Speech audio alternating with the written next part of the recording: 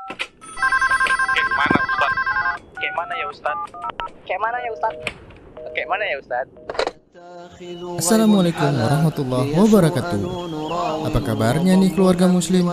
Semoga selalu diberikan kesehatan sekeluarga dan diberi kemudahan segala urusannya. Alhamdulillah, kita ketemu lagi nih kawan-kawan di program kesayangan kita. Masih di KMU. Kayak mana ya Ustadz? Nah, kali ini kita masih berada di kota Medan. Dan kita sudah menerima pertanyaan dari beberapa warga Medan. Kira-kira pada mau tanya apa aja ya sama Ustadz? Ya udah yuk kita langsung saja ke pertanyaan pertama. Tetap di KMU. Kayak mana ya Ustadz? غيب حلا ليسوء نون راو وضم الهمز والمد عدل سما ويلقاه يضم. Bismillah. Assalamualaikum warahmatullahi wabarakatuh. Alhamdulillahi rabbil alamin. Wabihi nasta'in ala umuri dunya waddin. Wa ashhadu an la ilaha illallah rabbul alamin. Wa ashhadu anna muhammadan abduhu wa rasuluhu ashraful anbiya'i wal mursalin.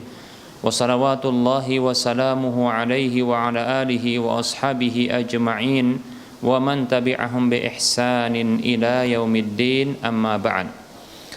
Para hamba Allah rahimani wa rahmakumullah, para pemirsa Rasyad TV di mana saja Anda berada, a'azani Allah wa iyyakum jami'ah. Ada pertanyaan dari saudara kita yang menanyakan tentang hukum seorang laki-laki memakai pewarna kuku, baik itu dengan inai ataupun dengan senyawa-senyawa kimia yang lainnya, mewarnai kuku, tangan ataupun kaki bagi laki-laki. Baik para hamba Allah rahimani wa rahimakumullah, sebelum kita menjawab pertanyaan ini, kita ucapkan syukran jazilan wa jazakallahu khaira. Semoga Allah subhanahu wa ta'ala senantiasa menjadikan kita hamba-hambanya yang taat kepada Allah dan Rasulnya. Baik para hamba Allah rahimani wa rahimakumullah, ketahuilah bahwasanya mewarnai kuku, tangan dan kaki, baik itu pada momen pernikahan atau selain momen pernikahan, maka ini merupakan kekhususan bagi wanita. Dalil yang menunjukkan hal tersebut adalah hadis Nabi SAW yang diriwayatkan oleh Imam Abu Daud dalam kitab Sunannya, begitu juga Imam An-Nasai dalam kitab Sunannya, dan ini dihasankan oleh Syekh Al-Albani rahimahullahu ta'ala dalam Sahih Sunan Abi Daud. Dari Ibunda Aisyah radhiyallahu anha, beliau mengatakan bahwasanya ada seorang wanita yang menyerahkan sebuah tulisan kepada Nabi sallallahu alaihi wasallam dari balik tirai atau dari balik penghalang yang menghalangi dirinya dengan Rasulullah sallallahu alaihi wasallam. Dia serahkan dengan tangannya. Lalu Nabi sallallahu alaihi wasallam bertanya, "La adri ayadu rajulin am yadu imra'atin." Kata Nabi sallallahu alaihi wasallam, "Aku tidak tahu ini tangan laki-laki atau tangan perempuan." Nabi sallallahu alaihi wasallam itu menarik tangannya, menggenggam tangannya, ya, yaitu Nabi SAW tidak mengambil darinya, khawatir menyentuh tangannya, karena ragu Rasulullah SAW, ini tangan laki-laki atau tangan perempuan, kata Nabi SAW. Maka wanita itu pun bersuara sembari mengatakan bal imra'atun, bahkan ini perempuan wahai Rasulullah, demikian, ya. Maka Rasulullah sallallahu alaihi wasallam bersabda, "Lau kunti imra'atan la ghayyarti adfaraki." Kata Nabi sallallahu alaihi wasallam, andaikan engkau seorang perempuan, pastilah engkau itu memberikan atau merubah ya, tangan-tanganmu atau jari-jarimu, kuku-kukumu, ya, maksudnya kuku-kuku jari itu maksudnya dengan hina, yaitu inai. Hadis yang hasan diriwayatkan oleh Imam Abu Daud dan An-Nasa'i. Berdasarkan hadis ini, maka menjadi jelas bagi kita bahwa mewarnai kuku tangan maupun kaki ini merupakan sesuatu yang membedakan, pembeda antara laki-laki dan perempuan, dan ini merupakan kebiasaan perempuan di zaman Nabi Shallallahu Alaihi Wasallam, bahkan di zaman kita ini. Nah, sementara kita laki-laki itu dilarang oleh Rasulullah Shallallahu Alaihi Wasallam untuk meniru kebiasaan perempuan. Bahkan sebaliknya juga demikian, perempuan dilarang untuk meniru kebiasaan laki-laki. Menyerupai lawan jenis ini dilarang, bahkan dikutuk oleh Rasulullah Shallallahu Alaihi Wasallam.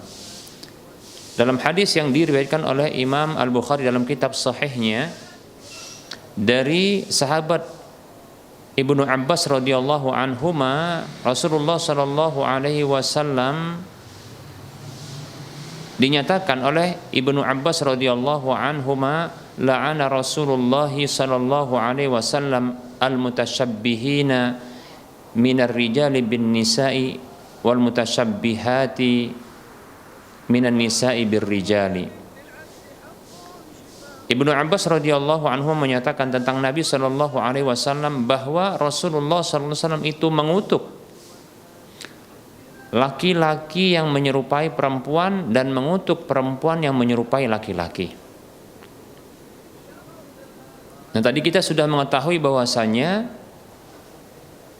mewarnai kuku, baik itu kuku kaki ataupun kuku tangan di momen pernikahan atau selain momen pernikahan, ini merupakan kebiasaan perempuan. Maka laki-laki dilarang untuk melakukan hal tersebut, karena itu merupakan bentuk menyerupai perempuan.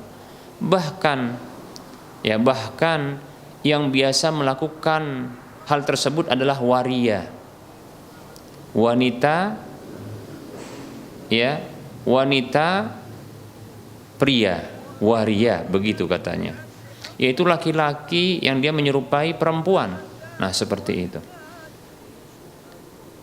Nah, ada hadis tentang masalah ini, yaitu hadis dari Abu Hurairah radhiyallahu anhu yang menceritakan bahwasanya suatu hari Nabi Shallallahu Alaihi Wasallam pernah dihadirkan di hadapan beliau bimukhannasin, ya. Nabi SAW utia an-nabiyyu SAW bil mukhannasi, bahwasanya Nabi SAW itu pernah didatangkan kepada beliau seorang waria, ya, yaitu laki-laki yang menyerupai wanita. Maka Rasulullah SAW bersabda, ma balu hada, ada apa gerangan orang ini? Maka dikatakan kepada Nabi SAW, ya Rasulullah, yatashabbahu bin nisa'i. Wahai Rasulullah, ini orang dia menyerupai perempuan, yaitu tangan dan kakinya itu dikasih pewarna kuku, ya, kaki dan tangannya itu dikasih pewarna kuku, demikian. Maka fa'amara bihi fanufiya ilan naqi', ya, fa'amara bihi fanufiya ilan naqi', ya. Maka Nabi SAW memerintahkan agar orang ini dibuang di Naqi', itu diasingkan di satu tempat yang ada di pinggiran kota Madinah, namanya Naqi', demikian. Hadis ini hadis yang dikeluarkan oleh Imam Abu Daud dalam kitab Sunannya, dan ini disahihkan oleh Syekh Al-Albani rahimahullahu taala dalam ya Sahih Sunan Abi Daud, demikian. Nah, ini menunjukkan ya bahwasanya mewarnai kuku bagi laki-laki itu terlarang, ya. Itu merupakan bentuk menyerupai menyerupai wanita, dan yang melakukannya adalah waria, itu bencong di zaman Nabi SAW dahulu, dan ini tidak boleh. Semoga bermanfaat. Wassallallahu ala Muhammad wa ala alihi wa ashabihi ajma'in walhamdulillahi rabbil alamin. Wassalamualaikum warahmatullahi wabarakatuh. Alhamdulillah, sudah jelas ya kawan-kawan jawaban dari Ustaz. Nah, semoga bisa menambah ilmu kita semua dan jangan lupa mengamalkannya.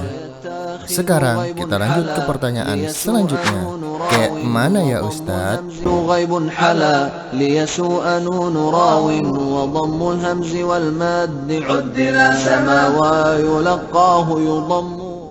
Bismillah.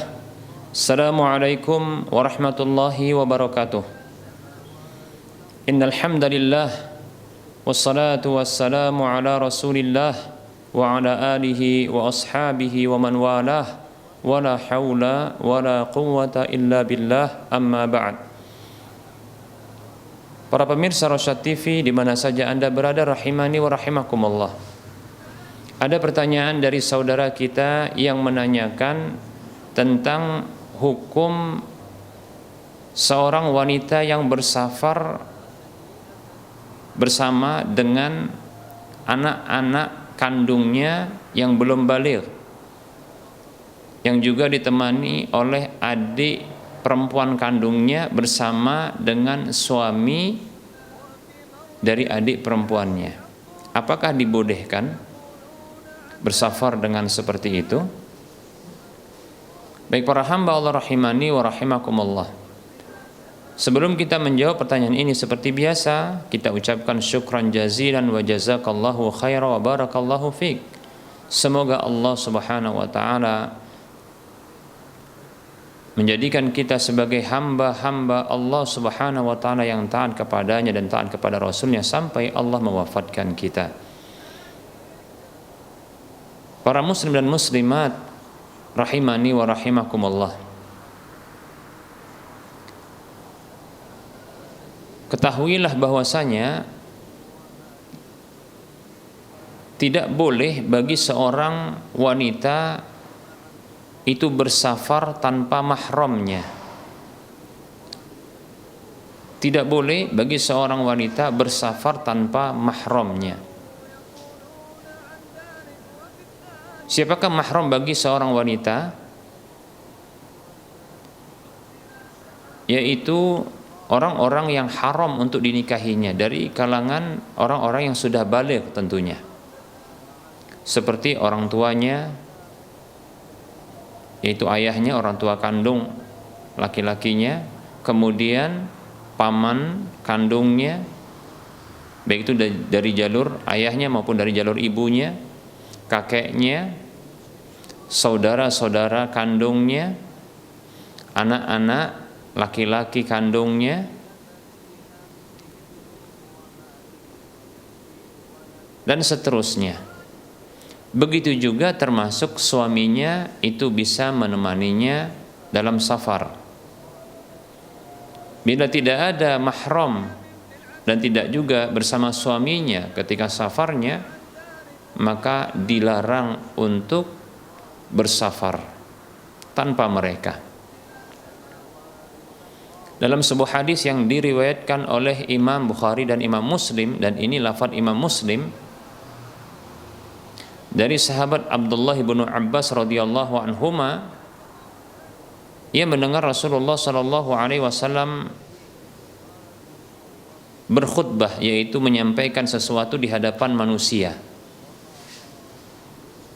Nabi sallallahu alaihi wasallam bersabda, "La yakhluwanna rajulun bimra'atin illa wa ma'aha dzu mahramin." Tidak boleh seorang laki-laki berduaan, bersepi-sepi dengan seorang perempuan kecuali bersama perempuan itu ada mahramnya. Wala tusafiril mar'atu illa ma'adhi mahramin, dan tidak boleh seorang perempuan bersafar tanpa mahramnya. Faqama rajulun, lalu ada seorang laki-laki yang berdiri. Faqala, lalu dia mengatakan, ya Rasulullah, wahai Rasulullah,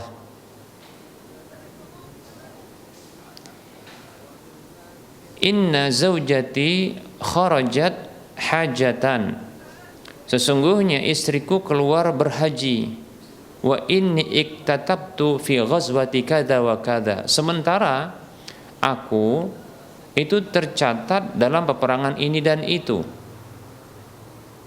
Maksudnya ada peperangan yang ini menyibukkan beliau untuk bisa menemani istri beliau dalam safar hajinya, sehingga tidak bisa menemani istrinya untuk berhaji.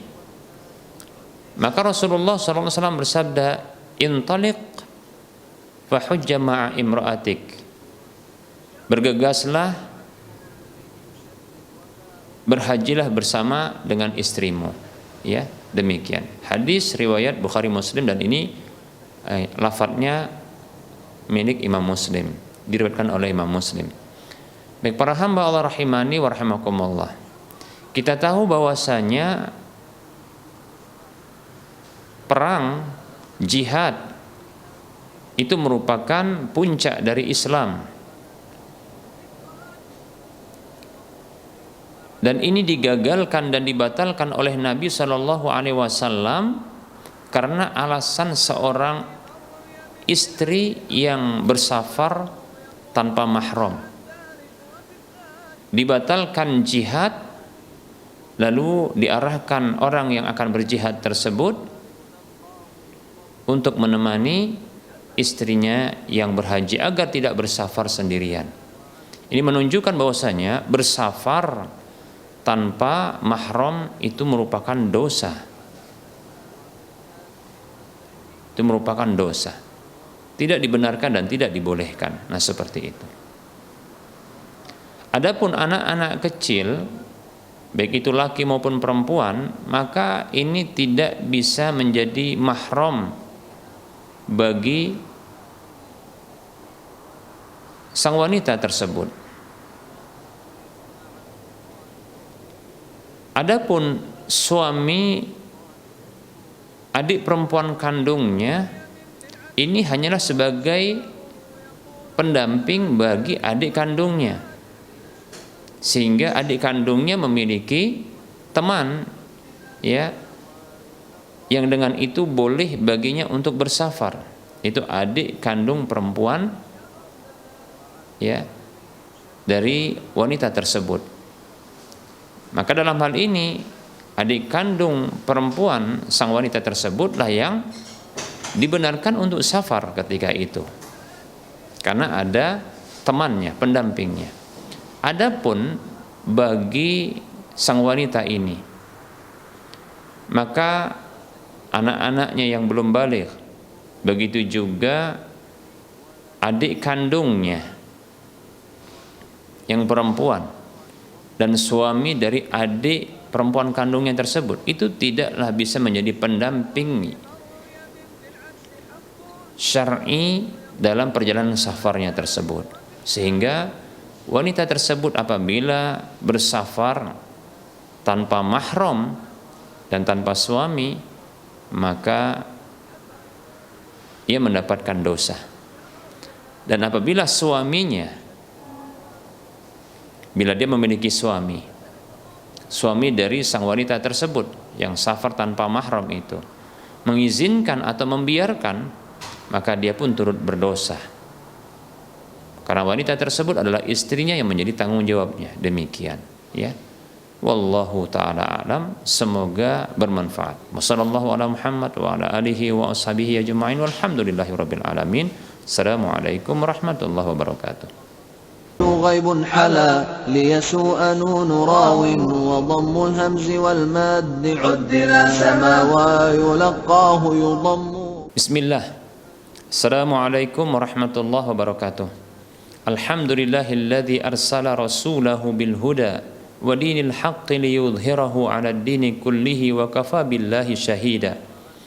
وأشهد أن لا إله إلا الله وحده لا شريك له wa asyhadu anna Muhammadan abduhu wa rasuluhu la nabiyya ba'dah. Amma ba'd. Para pemirsa Rosyad TV di mana saja Anda berada, rahimani wa rahimakumullah, ada pertanyaan dari saudara kita yang menanyakan tentang hukum pemberlakuan biaya pembangunan atau uang pembangunan yang ditarik dari siswa yang masuk ke dalam sekolah tersebut. Apakah dibolehkan memungut uang masuk dari siswa yang lulus masuk ke sekolah tersebut? Baik para hamba Allah rahimani rahimakumullah, sebelum kita menjawab pertanyaan ini, kita ucapkan syukran jazilan wa jazakallahu khaira wa barakallahu fiik. Semoga Allah Subhanahu wa taala senantiasa menjadikan kita sebagai hamba-hambanya yang selalu setia dengan petunjuk Allah dan Rasulnya sampai Allah mewafatkan kita. Baik para hamba Allah rahimani wa rahimakumullah, untuk menjawab pertanyaan ini maka bisa kita bagi rinciannya menjadi dua. Yang pertama, pemberlakuan penarikan biaya masuk atau biaya pembangunan, uang bangunan itu dilakukan oleh sekolah negeri. Baik para hamba Allah rahimani rahimakumullah, sesungguhnya tidak boleh bagi sekolah negeri untuk menarik biaya apapun dalam pelaksanaan penerimaan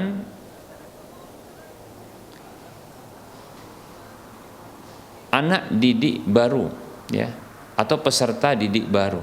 Tidak dibenarkan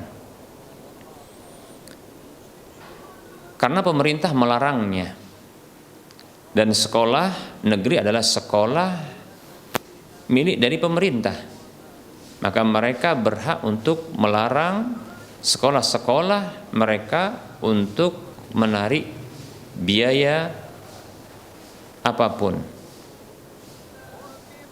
Lebih-lebih sekolah negeri adalah sekolah yang ditanggung sarana dan prasarana oleh pemerintah, pengadaannya, ya, perawatannya dan seterusnya. Demikian. Dalam peraturan Menteri Pendidikan dan Kebudayaan nomor 1 tahun 2021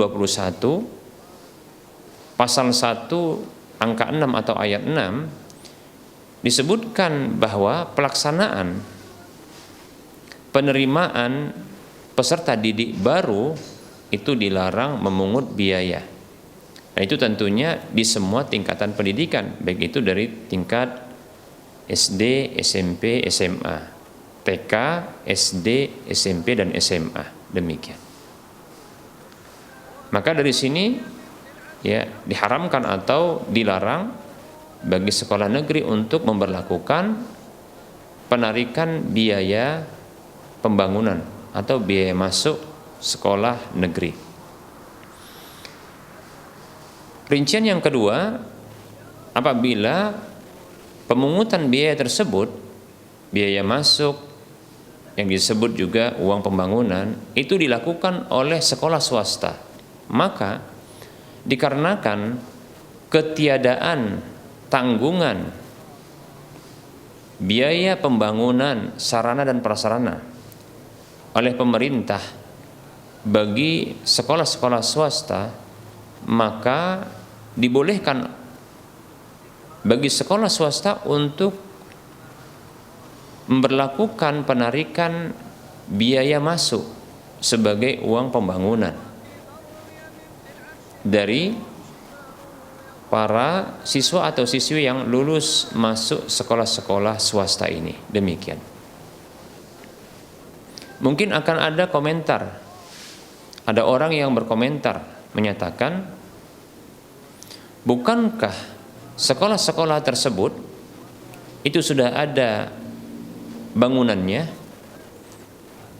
dan lalu mengapa kemudian pun ketika diberlakukan penarikan biaya masuk atau uang pembangunan, masih diberlakukan juga penarikan biaya bulanan seperti SPP atau biaya boarding bagi yang asrama. Demikian. Baik, para hamba Allah rahimani wa rahmakumullah, untuk menjawab pertanyaan ini perlu kita ketahui bahwasanya sekolah swasta adalah sebuah lembaga yang menyediakan pendidikan yang menjual layanan atau jasa pendidikan tersebut dengan memberlakukan penarikan uang masuk di awalnya, begitu juga memberlakukan uang bulanan, penarikan uang bulanan seperti SPP, ya, untuk mendapatkan fasilitas-fasilitas pendidikan bulanannya. Maka secara syar'i ini dibolehkan karena ini merupakan bentuk jual beli, yaitu perniagaan atau jual beli layanan, ya, atau jasa pendidikan. Secara umum ini dibolehkan karena ini termasuk jual beli. Allah Subhanahu wa taala berfirman di dalam surah Al-Baqarah 275, Allah mengatakan, A'udzu billahi minasyaitonir rajim wa halallahu al-bai'a wa harrama riba. Allah menghalalkan jual beli dan mengharamkan riba. Sekolah swasta menjual layanan jasa pendidikannya dengan memberlakukan penarikan uang masuk. Begitu juga uang bulanan seperti SPP untuk mendapatkan layanan-layanan pendidikan atau fasilitas-fasilitas pendidikan berikutnya. Demikian. Ini termasuk jual beli, maka dibolehkan tentunya. Ya. Lebih-lebih sekolah swasta tidaklah memaksa masyarakat untuk membeli layanan jasa pendidikan mereka. Tidak ada satupun kita ketahui ya sebuah sekolah swasta itu memaksa masyarakat untuk membeli ya jasa layanan mereka. Itu layanan pendidikan, tidak ada. Nah, kalau demikian maka ini sesuai dengan firman Allah Subhanahu wa taala dalam surah An-Nisa ayat 29 yang Allah mengatakan, A'udzu billahi minasyaitonir rajim.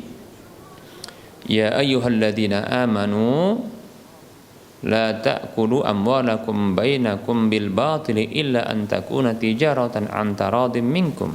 Wahai orang-orang beriman, janganlah kalian memakan harta kalian, harta sesama kalian dengan cara yang batil, kecuali melalui perniagaan yang berlaku atas dasar rela sama rela, suka sama suka.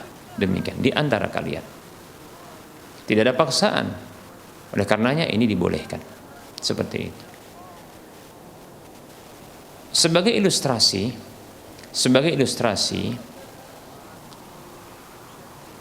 kita dapatkan dalam kenyataan tidak ada satupun yang komplain dan protes ketika sekelompok orang itu masuk ke sebuah tempat wisata di mana pengelola tempat wisata tersebut memberlakukan biaya masuk. Nah, ketika sudah masuk diberlakukan pula biaya-biaya lainnya untuk mendapatkan fasilitas-fasilitas yang lainnya. Jadi ketika masuk itu dibebankan biaya, tidak ada yang protes. Begitu nanti masuk untuk mendapatkan fasilitas berikutnya maka dikenakan biaya berikutnya, biaya yang lainnya untuk mendapatkan fasilitas yang lainnya, dan tidak ada yang komplain, tidak ada yang protes. Baik para hamba Allah rahimani wa rahimakumullah, dalam pembelian atau kita katakan di dalam jual beli layanan jasa wisata, kita katakan yang ini maslahatnya cuma maslahat terkait dengan hiburan, ya, kesenangan belaka. Ini tidak ada orang yang komplain dengan pemberlakuan biaya masuk. Yang barangkali biaya masuk ini adalah juga biaya untuk perawatan bangunan-bangunan tempat wisata tersebut. Begitu juga berikutnya akan dikenakan biaya-biaya lainnya untuk mendapatkan fasilitas-fasilitas yang lainnya. Tidak ada yang komplain dan tidak ada yang protes. Padahal ini hanya sekedar hiburan dan kesenangan saja. Tentunya lebih utama perihal pendidikan, yang ini fungsinya untuk mencerdaskan kehidupan bangsa dalam urusan dunia maupun akhirat, karena ada juga penyedia layanan jasa pendidikan yang muatannya agama. Maka lebih utama ketimbang hanya tempat wisata. Kalau demikian lebih utama pula untuk bisa menarik biaya ketika masuk, begitu juga ketika mendapatkan layanan fasilitas pendidikan berikutnya. Layak pula untuk tidak diprotes dan tidak dikomentari. Demikian. Nah, semoga penjelasan ini mencerahkan dan bermanfaat.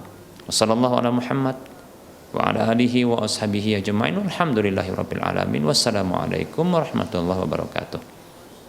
Bagi kamu yang mempunyai pertanyaan perihal agama, silahkan kirim video pertanyaan kamu menggunakan HP atau kamera ke nomor WhatsApp 0822 8888 6630 atau kirim ke email kami rasyad.tv@gmail.com dengan format isi video, nama, alamat, dan pertanyaan yang akan kamu tanyakan. Ayo kirim pertanyaan kamu dan tunggu jawabannya di Camyu. Kayak mana ya Ustadz?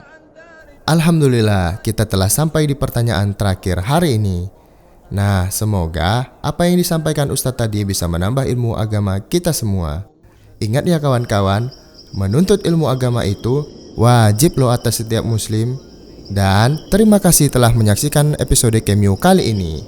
Insya Allah, sampai jumpa lagi di episode-episode Camyu berikutnya. Assalamualaikum warahmatullahi wabarakatuh.